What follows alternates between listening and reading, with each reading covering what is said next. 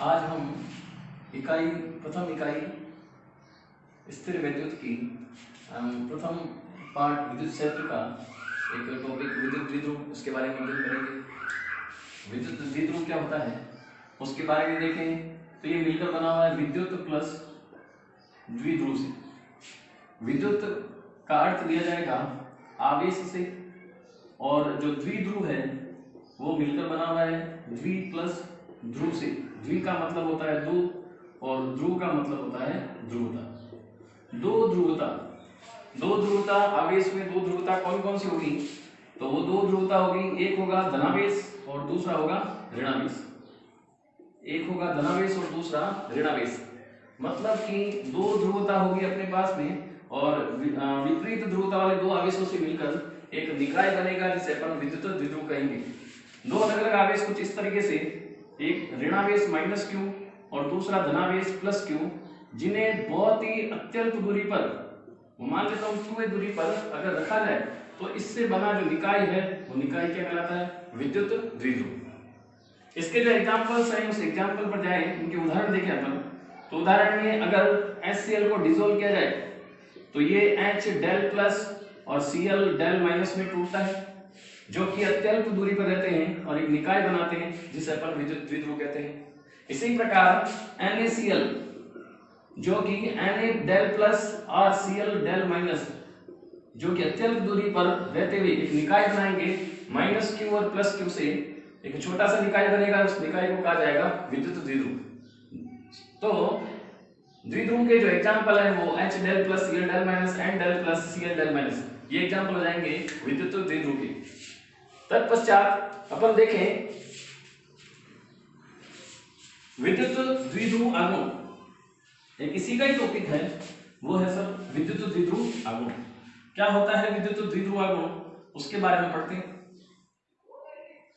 विद्युत द्विध्रुव आगमन को P सदिश से निरूपित किया जाता है। इसका मतलब ये हुआ कि ये जो क्वांटिटी है वो कैसी है? सदिश राशि है।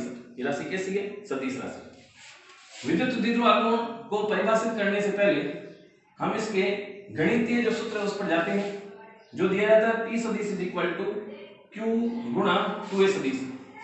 कहने का मतलब आपका जो द्विध्रुव था माइनस क्यू और प्लस क्यू से बना निकाय, उनमें से किसी एक आवेश का परिमाण और इनके बीच की जो दूरी है वो दूरी कितनी है? 2A। बीच की दूरी का जो गुणनफल है वो गुणनफल क्या कहलाएगा? विद्युत द्विध्रुव आगमन। तो इसको परिभाषित करें हम, तो इसकी जो परिभाषा होगी वो परिभाषा होगी द्विध्रुव में से किसी एक आवेश का परिमाण और दोनों द्विध्रुवों के बीच की दूरी का जो गुणनफल है उसे अपन विद्युत द्विध्रुव आगमन कहेंगे। इसका मात्रक क्या होगा? तो ये मात्रक देखें, इसका जो मात्रक होगा Q आवेश का जो मात्रक है वो है कूलम, और दूरी का जो मात्रक है वो है मीटर। कूलम मीटर, जिसे अपन इस तरीके से भी निरूपित कर सकते हैं कूलम मीटर को। This is not centimetre, it is coulomb metre. इसकी जो विमा है, विमा बनाने के लिए इस कूलम को इसके जो मूल राशि है उस मूल राशियों में लाना होगा। तो कूलम को मूल राशि में लाने के लिए इसको लिखा जा सकता है एम्पियर सेकंड मीटर वैसे मूल राशि में। तो इसकी जो विमा बनेगी वो विमा होगी mLT के रूप में। मास m द्रव्यमान नहीं है तो 0, l लेंथ मतलब लंबाई, मीटर की जो घात है वो 1 है तो L1, और टाइम समय सेकंड की घात 1 है तो T1, और एम्पियर की घात हो जाएगी A1। M0 L1 T1 A1, ये विमा बनेगी किसकी? विद्युत द्विध्रुव आगमन की। इसकी जो दिशा होगी वो दिशा किधर होगी? क्योंकि सदिश राशि है तो दिशा तो होगी। इसकी जो दिशा होगी वो 2A सदिश, और वो दिशा बता रखी है ऋणावेश से धनावेश की ओर। इसकी जो दिशा है वो किधर से किधर? ऋणावेश से धनावेश की ओर, ये इसकी दिशा रहेगी। तत्पश्चात विद्युत द्विध्रुव आगमन के बाद में हम देखते हैं विद्युत द्विध्रुव की अक्ष क्या होती है, निरक्ष क्या होती है। हालांकि इसके बारे में अलग से कोई अपने से पूछा नहीं जाता, लेकिन ये एक बड़ा जो डेरिवेशन है, जो व्यंजक व्युत्पन्न करेंगे हम, उसमें काम आएगा। तो जान लेते हैं कि विद्युत द्विध्रुव की अक्ष एवं निरक्ष क्या होती है, अक्ष क्या होती है, निरक्ष। तो ये जानने के लिए डायग्राम से समझते हैं। -q + q अत्यल्प दूरी पर रखे हुए हैं, जिसका केंद्र O है। जो द्विध्रुव की अक्ष होती है, यह एक काल्पनिक रेखा है जो द्विध्रुव के दोनों आवेशों को मिलाती है। मतलब कि ये रेखा, ये काल्पनिक रेखा जो द्विध्रुव के दोनों आवेशों को मिलाती है, इसे अपन बोलेंगे द्विध्रुव की अक्ष। और द्विध्रुव की जो निरक्ष होती है, एक ऐसी काल्पनिक रेखा जो अक्ष के लंबवत हो, अक्ष के लंबवत और द्विध्रुव के केंद्र से परित, उसे अपन बोलते हैं द्विध्रुव की निरक्ष। तो द्विध्रुव की अक्ष एक काल्पनिक रेखा है जो द्विध्रुव के दोनों आवेशों को मिलाती है। द्विध्रुव की निरक्ष वो भी एक काल्पनिक रेखा है जो अक्ष के लंबवत होती है और द्विध्रुव के केंद्र से पारित होती है। तो इसे अपन द्विध्रुव की निरक्ष और इसे अपन द्विध्रुव की अक्ष कहेंगे। तो समझे नेक्स्ट टॉपिक को, जो कि अक्ष और निरक्ष पर ही आधारित होगा। अगला टॉपिक अपना है विद्युत द्विध्रुव की अक्ष पर विद्युत क्षेत्र की तीव्रता का व्यंजक व्युत्पन्न करना। विद्युत द्विध्रुव की अक्ष पर विद्युत क्षेत्र की तीव्रता का व्यंजक व्युत्पन्न करना। अक्ष पर देखेंगे, ऐसा कैसे ही टॉपिक आपका अक्ष पर नहीं पूछकर वो पूछ सकता है 3 नंबर में निरक्ष पर विद्युत क्षेत्र की तीव्रता। क्वेश्चन कुछ इस प्रकार से आएगा कि विद्युत द्विध्रुव आगमन को परिभाषित कीजिए, इसका ऐसा ही मात्रक लिखते हुए इसके अक्ष पर अथवा निरक्ष पर विद्युत क्षेत्र की तीव्रता का व्यंजक व्युत्पन्न कीजिए, जो कि 2016 में 4 नंबर का ऐसा क्वेश्चन पूछा गया था। ऐसे अलग अलग 2015 की बात करो, 2017 की बात करें, तो एक एक नंबर के ऐसे क्वेश्चन है वो पूछे गए हैं। तो हम देखते हैं विद्युत द्विध्रुव की अक्ष पर विद्युत क्षेत्र की तीव्रता का व्यंजक व्युत्पन्न करना। तो इसको समझने के लिए सर्वप्रथम अपन एक विद्युत द्विध्रुव बनाते ले लेते हैं। एक लेते हैं -q आवेश, दूसरा लेते हैं +q आवेश, जो कि बहुत ही अत्यल्प दूरी पर रखा हुआ है। वो दूरी मान लेते हैं 2a है। उस 2a को भी अगर केंद्र से विभाजित करें तो आधा आधा विभाजित कर देंगे, इधर a और इधर भी a। -q आवेश को a बिंदु पर, +q आवेश को b बिंदु पर निरूपित करेंगे। यहां से जो दूरी होगी वो a दूरी होगी। केंद्र O से स्मॉल r दूरी पर इसी के अक्ष पर अपने को P बिंदु पर विद्युत क्षेत्र की तीव्रता का अध्ययन करना है। तो देखेंगे कि केंद्र से r दूरी पर स्थित P बिंदु है, जहां पर नेट विद्युत क्षेत्र की तीव्रता अपने को ज्ञात करनी है। विद्युत क्षेत्र की तीव्रता का व्यंजक व्युत्पन्न करने से पहले हम देखें +q आवेश के कारण P बिंदु पर विद्युत क्षेत्र की तीव्रता जानते हैं कि धनावेश के कारण सदैव जो विद्युत क्षेत्र की तीव्रता होती है वो किसी P बिंदु की ओर देखेंगे तो हमेशा किधर होती है, बाहर की ओर, आवेश से दूर की ओर। और ऋणावेश के कारण किसी P बिंदु पर विद्युत क्षेत्र की तीव्रता देखते हैं तो सदैव किधर होती है, उस आवेश की खुद की ओर, खुद की तरफ। इसको अपन निरूपित कर सकते हैं E + q सदिश से, इसको निरूपित कर सकते हैं E - q सदिश से। तो P बिंदु पर विद्युत क्षेत्र की तीव्रता +q आवेश के कारण जो होगी वो होगी सब E + q सदिश, और बाहर की ओर, आवेश से दूर की ओर। -q आवेश के कारण विद्युत क्षेत्र की तीव्रता, जिसको अपन दिखाएंगे E - q सदिश, जो कि इस -q आवेश की ओर होगी। ये कुछ इसकी दिशा के बारे में होगा, जो कि दोनों जो विद्युत क्षेत्र की तीव्रता है आपस में एक दूसरे से 180 डिग्री के कोण पर होंगे, मतलब एक दूसरे से विपरीत सदिश होंगे। तो जो परिणामी सदिश निकलेगा वो इन दोनों सदिशों के अंतर के बराबर होगा। सर्वप्रथम अपन देखते हैं +q आवेश के कारण P बिंदु पर विद्युत क्षेत्र की तीव्रता। प्लस क्यू आवेश के कारण P बिंदु पर विद्युत क्षेत्र की तीव्रता, उसको निरूपित करेंगे E प्लस क्यू सदिश से। तो देखें एक बार, किसी आवेश से, बिंदु आवेश से r दूरी पर कोई P बिंदु है, उस पर विद्युत क्षेत्र की तीव्रता का फॉर्मूला क्या होता है? वो फॉर्मूला होता है सर E = kq/r²। अगर प्लस का आवेश है तो r के बाहर की ओर, और माइनस का है तो r के अंदर की ओर।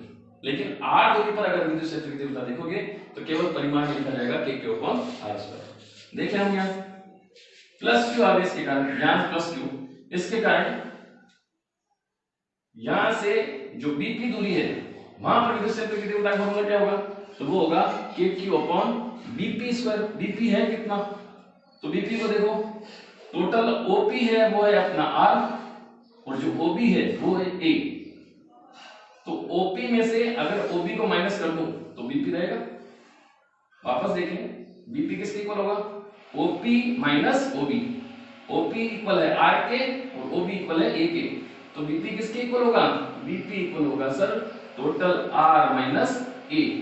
Are minus A. वापस देखें, टोटल दूरी आर है, ये अपनी ए दूरी है, तो रिमेनिंग ये दूरी कितनी होगी? कुल दूरी आर में से इस ओबी दूरी को माइनस करो ए को, तो अपने पास बीपी आएगा आर माइनस। इसी प्रकार माइनस क्यू से इसकी दूरी कितनी होगी? तो ये दूरी होगी सर, ये कितनी हो जाएगी? ये हो जाएगी R plus A. R plus A क्यों होगी सर? क्योंकि टोटल यहां से दूरी देखो, ये आर, और माइनस क्यू से यहां से दूरी टोटल देखूंगा मैं, तो ये है एपी। एपी किसके बराबर होगा? ओपी प्लस ओए। ओए दूरी अपनी ए है, ओपी दूरी अपनी आर है, तो ये आर प्लस ए, टोटल दूरी कितनी? R plus a. Plus q आवेश के कारण, पहले इसके कारण देख लें।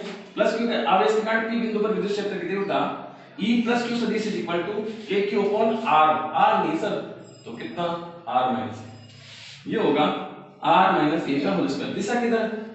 दिशा सर बाहर की ओर। किधर है? बाहर की ओर। बाहर की ओर मतलब माइनस क्यू से प्लस क्यू की ओर, यही तो दिशा है। और हम जानते हैं, अभी पढ़ाया था आपको, विद्युत द्विध्रुवागमन की दिशा किधर से किधर होती है? सदैव ऋणावेश से धनावेश की ओर। तो यहां लिखा जा सकता है पी कैप, जहां पी कैप क्या है? पी कैप है विद्युत द्विध्रुव आगमन की दिशा या विद्युत द्विध्रुव आगमन का एकांक सदिश। हमें पता है एकांक सदिश का परिमाण सदैव एक होता है, केवल दिशा ही दिखाता है। सीधा ही कह सकता हूं पी के विद्युत द्विध्रुव आगमन की दिशा को प्रतिनिधित्व कर रहा है। इसी प्रकार माइनस क्यू आवेश के कारण, इसको समीकरण 1 बोल दो। माइनस क्यू आवेश के कारण पी बिंदु पर, ऐसे ही जैसे उस ऊपर वाले को निकाला था, पी बिंदु पर विद्युत क्षेत्र की तीव्रता, बहुत अच्छे से बता सकता हूं इसको सर। ई माइनस क्यू सदिश लिखेंगे, आपने कहा था अभी फॉर्मूला वही होगा, क्या होगा? बिंदु आवेश के कारण विद्युत क्षेत्र की kq/r। r नहीं है तो कितना है? ये है सर r प्लस ए। ये रहा अपना पी बिंदु, ये माइनस क्यू आवेश, कितनी दूरी यहां से टोटल? r प्लस ए। ये लिखा जाएगा r प्लस ए का होल स्क्वायर। दिशा किधर बेटा? दिशा देखो, ये दिशा है सर ई माइनस क्यू की, मतलब धनावेश से ऋणावेश की ओर। तो ये तो विपरीत हो गई किसकी? द्विध्रुव आगमन की। द्विध्रुव आगमन तो माइनस क्यू से प्लस क्यू था, और ये दिशा ये प्लस क्यू से माइनस क्यू। हाँ, तो यहाँ लिखा जाएगा माइनस का पी के। और ऋणावेश किसको प्रदर्शित कर रहा है? इसी को प्रदर्शित कर रहा है कि जो आपकी ई माइनस क्यू सदिश दिशा है वो विद्युत द्विध्रुव आगमन की दिशा के विपरीत है। समीकरण नंबर 2। उसके पश्चात इन दोनों का संयुक्त प्रभाव ही पी पर आएगा। तो परिणामी विद्युत क्षेत्र की तीव्रता निकालने के लिए हम अध्यारोपण का सिद्धांत दे सकते हैं। अध्यारोपण का सिद्धांत क्या था? अध्यारोपण के सिद्धांत के अनुसार किसी बिंदु पर जो परिणामी सदिश है वो अलग अलग सदिशों के सदिश योग के बराबर होगा। अतः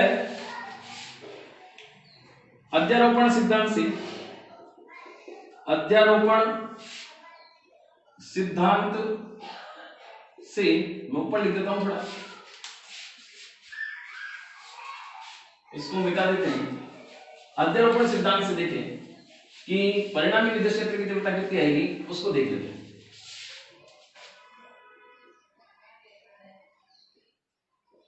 अध्यारोपण सिद्धांत से P बिंदु पर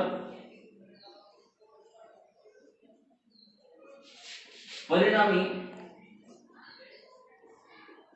विद्युत क्षेत्र की तीव्रता वो हो जाएगी E, आप यहां नेट परिणामी लिख सकते हो या फिर E अक्ष लिख दो, क्यों, वही तो परिणामी एक्स पर ही तो निकाल रहे हैं।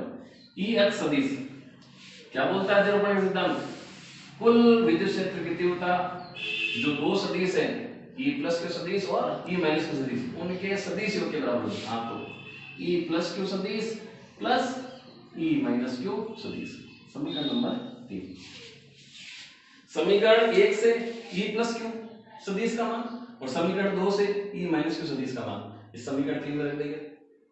देखिए समीकरण 1, 2 व 3 से बहुत इजी है।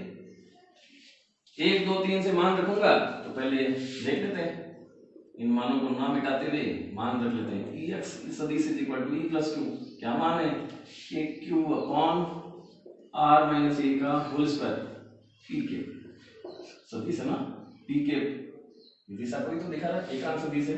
E माइनस क्यू सदिश क्या होगा कि Q upon R plus A का होल स्क्वायर और माइनस P के एक्जेक्ट है सर। अब इसमें के क्यू और पी के इन दोनों में कॉमन आ रहा है, जो कॉमन टर्म है उसको बाहर लिख देंगे अपन, के क्यू को बाहर लिख देते हैं, क्या रहेगा केवल 1/r माइनस ए का होल स्क्वायर, ये माइनस अगर प्लस से गुणा होगा तो माइनस ही आएगा, 1/r प्लस ए का होल स्क्वायर और पी के कॉमन है, बाहर की ओर इधर ले लेते हैं, बाहर की ओर, ताकि दिशा एक तरफ रहेगी आपके।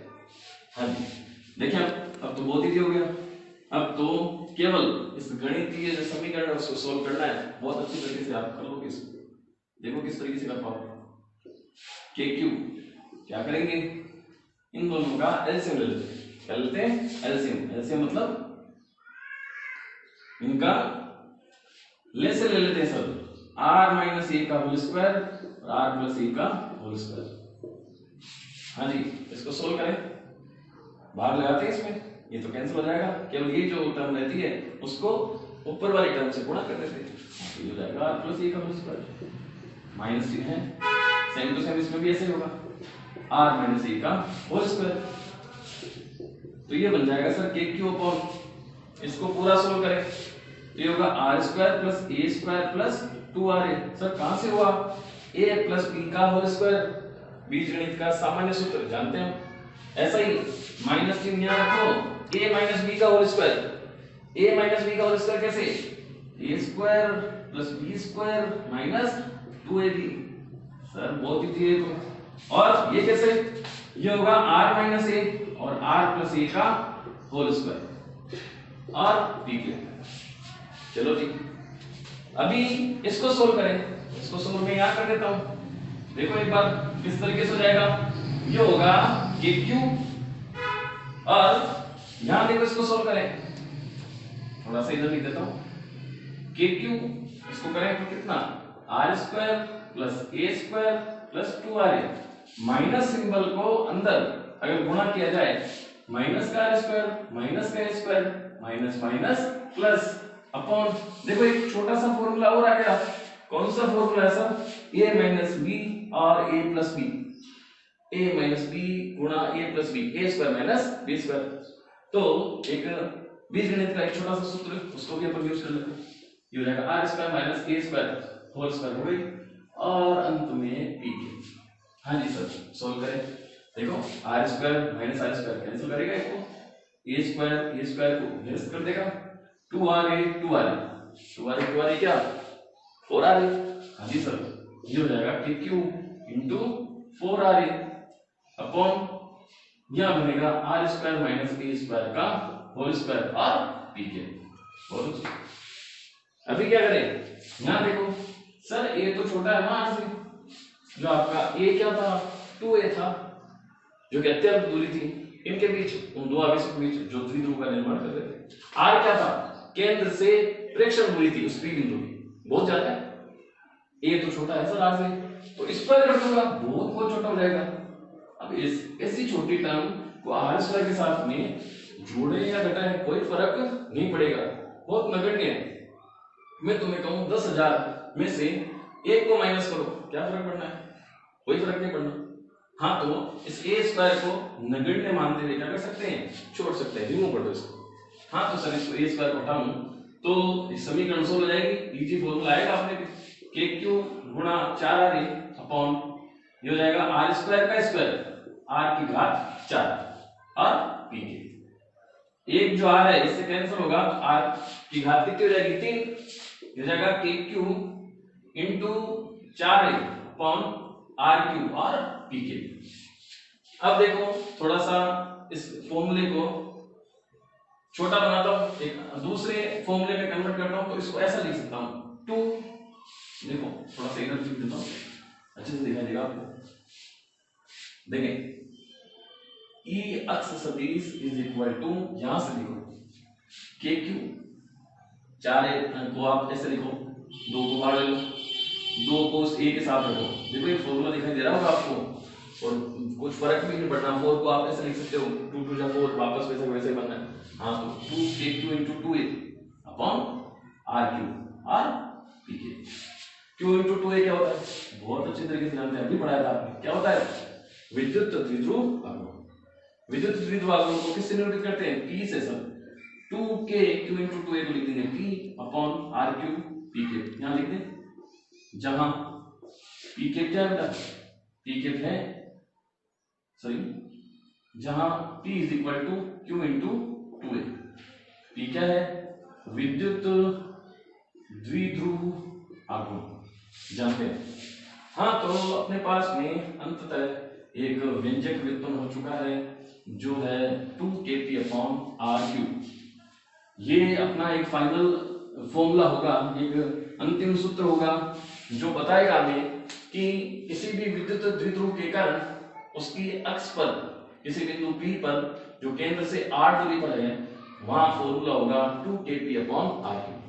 k आपका पता ही आपको स्थिर विद्युत नियतांक है 1/4 है, p विद्युत द्विध्रुव आघूर्ण है, pk वो एकांक सदिश है, r ये दूरी है उस केंद्र से द्विध्रुव आघूर्ण द्विध्रुव के विद्युत द्विध्रुव के केंद्र से उस p बिंदु की दूरी है, तो ex = 2kp अपॉन r3, जहां ex इज इक्वल टू होता है बेटा परिमाण में देखें तो केवल 2kp अपॉन r3, और दिशा अगर पूछे तो दिशा किधर है, pk मतलब विद्युत द्विध्रुव आघूर्ण की दिशा।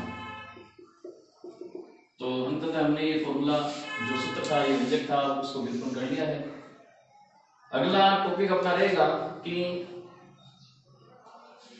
इसी विद्युत द्विध्रुव के कारण अक्ष पर नहीं देखकर हम क्या देखेंगे, हम देखेंगे सर ये -q और +q आवेश है ना, इसके निरक्ष पर, निरक्ष मतलब ये इसके केंद्र O से निरक्ष पर कोई भी बिंदु ले लो या r दूरी पर कोई भी बिंदु ले लूंगा, इस p बिंदु पर हमने वो क्या निकालनी है, विद्युत क्षेत्र की तीव्रता को निकालना है, जो कि हम अगली क्लास में देखेंगे। मैं आपको इस टॉपिक पर बेस्ड कुछ न्यूमेरिकल्स हैं, उन न्यूमेरिकल के बारे में बताना चाहूंगा। तो आप अपनी जो बुक है उस बुक में थोड़ा सा ध्यान दें, मैं बताता हूं आपको। बुक में आपको पेज नंबर चैप्टर फर्स्ट ही आपका चैप्टर फर्स्ट का पेज नंबर निकाला, देखें पेज नंबर है आपका 19, उस पर एग्जाम्पल भी 19 पेज पर 1.19, उस एग्जाम्पल को आप सोल्व करना। निरक्ष के लिए है तो विकल्प आपको बताऊंगा, लेकिन उसका एक जो भाग है उसको तो आप सोल्व करें।